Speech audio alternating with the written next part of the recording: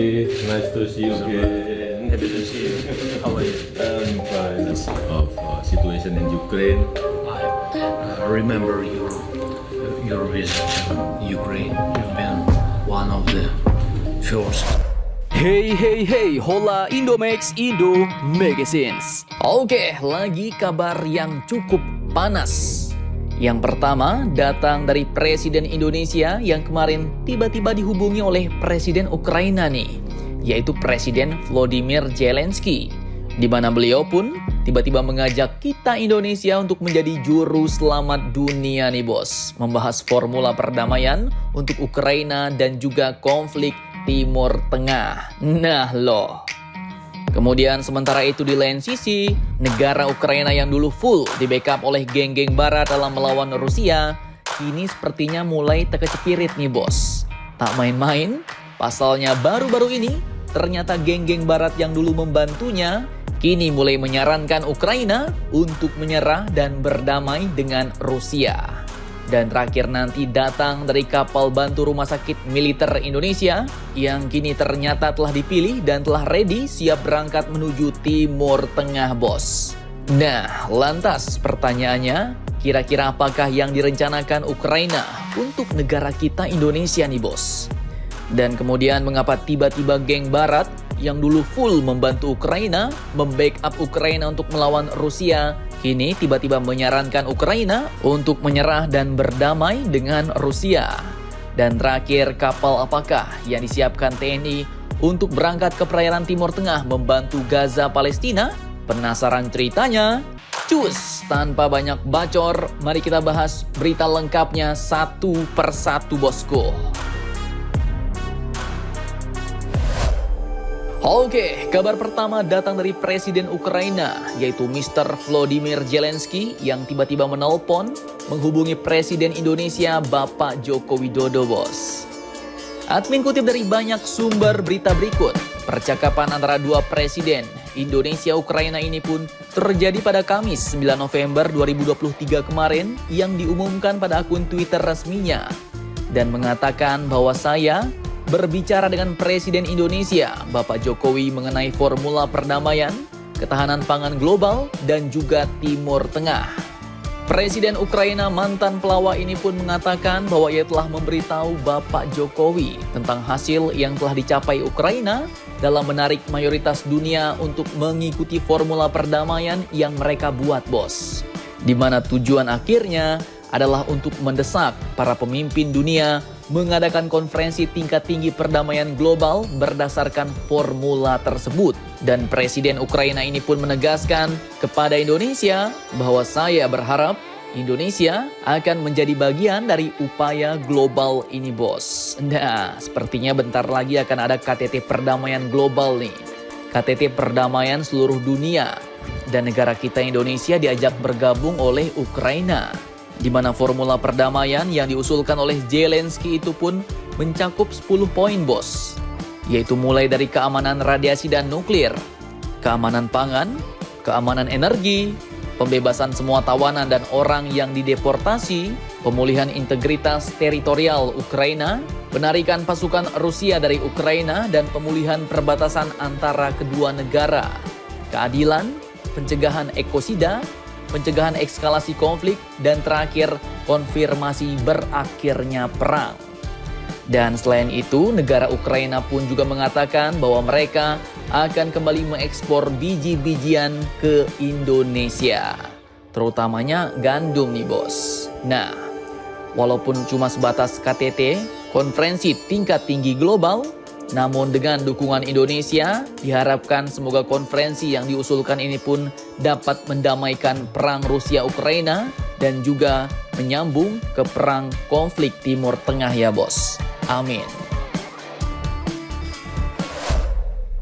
Oke, sementara itu sebenarnya negara Ukraina pun kini sebenarnya mulai ditinggalkan oleh geng-geng barat bos. Dan tak main-main, dikutip dari beberapa sumber berita berikut, sikap dan dukungan negaranya kakek Joe Mamarika ke Ukraina dalam perang melawan Rusia pun kini dilaporkan mulai mengalami perubahan bos. Perubahan yang semakin melemah. Mama Rika yang sebelumnya dengan semangat membara menyatakan akan terus mendukung Kiev, Ukraina lewat bantuan militer dan hal-hal lainnya, kini disebut-sebut mulai mempertimbangkan opsi agar negara Ukraina mau mengadakan perundingan damai dengan negara Rusia, bos. Dan dalam laporan NBC menyebutkan bahwa para pejabat barat telah menyarankan agar Ukraina mempertimbangkan perundingan perdamaian dengan negara Rusia. Para pejabat barat ini pun disebut-sebut mulai khawatir untuk terus mengirimkan bantuan ke Ukraina, terutama ketika fokus perang beralih ke perang Israel-Hamas Palestina di Timur Tengah, bos. Kalangan pejabat Mama Rika dan Eropa ini pun khawatir bahwa perang Rusia-Ukraina ini telah mencapai jalan buntu. Bahkan mereka mengatakan bahwa perang akan dimenangkan oleh siapapun yang mampu bertahan paling lama. Nah loh, kalau soal bertahan paling lama ya jelas Rusia, bos. Ukraina kalau nggak dibantu Barat ya udah mencret sekarang ya kan. Dan sepertinya negara Ukraina kini mulai ditinggalkan nih. Karena biar bagaimanapun tetap yang lebih penting bagi geng-geng Barat adalah konflik Israel-Hamas Palestina di Timur Tengah nih. Yang digadang-gadang, konflik itu juga bisa memantik kemarahan negara-negara Muslim seluruh dunia.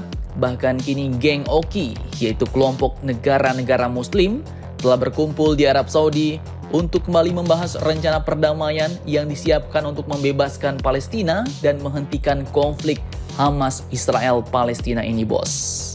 Nah, apakah nantinya Ukraina akan benar-benar ditinggalkan dan akhirnya kembali ke pelukan Bapak Putin Raski Rusia? Mari kita nantikan saja berita terbarunya, bosku. Oke, lanjut. Kemudian berita yang tak kalah mantap datang dari TNI Angkatan Laut yang kini ternyata telah memilih satu kapal bantu rumah sakit dan tinggal menunggu perintah untuk berangkat membantu Gaza Palestina, bos.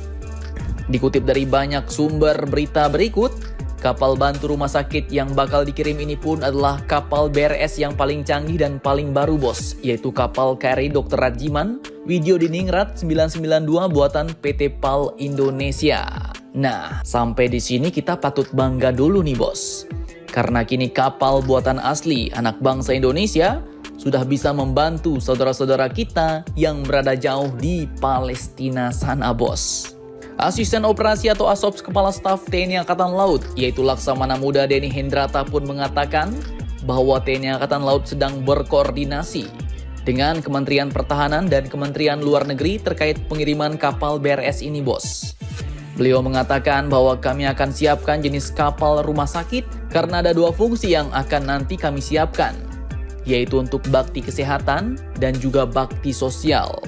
Dan lanjut, beliau pun menegaskan bahwa keberangkatan kapal rumah sakit ini akan menunggu perintah, menunggu keputusan lebih lanjut karena TNI Angkatan Laut bertugas untuk menyiapkan dan memberangkatkan saja pada saat ada perintah, ujar asisten operasi Kepala Staf TNI Angkatan Laut ini, bos. Nah, kemudian lebih lanjut untuk spesifikasinya sudah admin jelaskan dalam video sebelumnya, bos.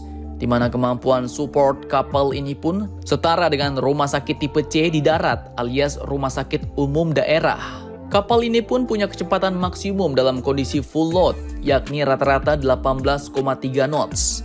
Dan dengan kecepatan tersebut, maka kapal rumah sakit Indonesia ini pun akan tiba di perairan Gaza sekitar 14 hari sejak perintah operasi diberikan, dengan asumsi kapal diberangkatkan dari Pelabuhan Tanjung Priok, Jakarta, Indonesia. Nah, mantap jos nih, bos. Semoga koordinasi Menhan, pemerintah Indonesia dengan pemerintah-pemerintah yang terkait di Timur Tengah bisa cepat selesai dan cepat kelar ya, bos. Dan kapal ini bisa segera diberangkatkan ke Gaza, Palestina. Amin. Jadi bagaimana menurut kalian? Jangan lupa komentar, tetaplah kalian barbar dan jangan santuy terus. Demi Indonesia maju, salam Indomax, Indo Make Sense.